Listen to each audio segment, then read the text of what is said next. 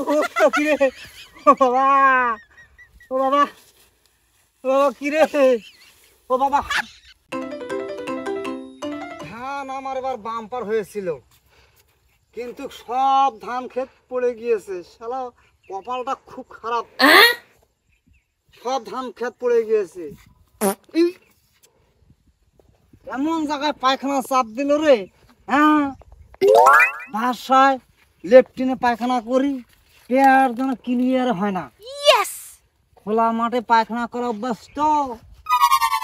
না একটু একটু সেপে যায় পায়খানা করি না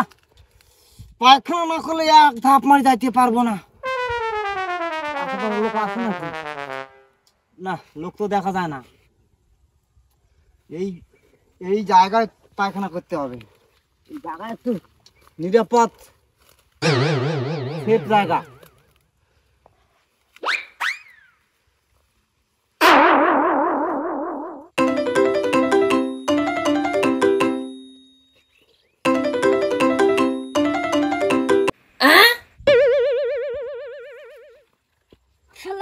এই লোক তো আমার হলুদ খেতে পায়খানা করছে রে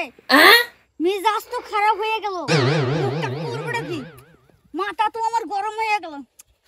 পাইছি একটা বুদ্ধি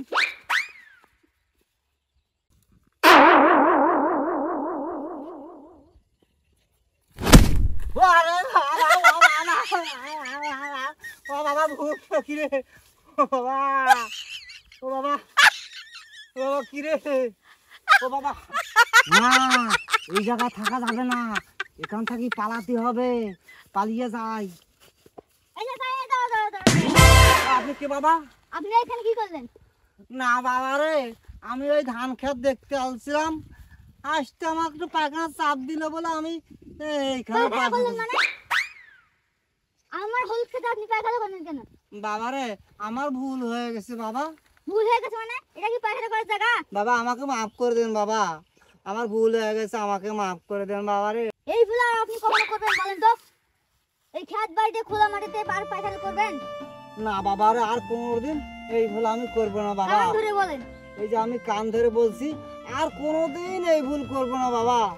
এই খেত বাড়িতে খোলা মাঠে কোনোদিন পায়খানা করব না এই কারণ খেত বাড়িতে খোলা মাঠে পায়খানা করলে রোগ জীবাণু ছড়ায় আমি বুঝতে পারছি বাপ আর এই ভুল কোনোদিন করবে না ভাইয়েরা আপনারা এই ভুল কোনোদিন করবেন না হ্যাঁ আসি তাহলে ভালো থাকেন আল্লাহ হাফেজ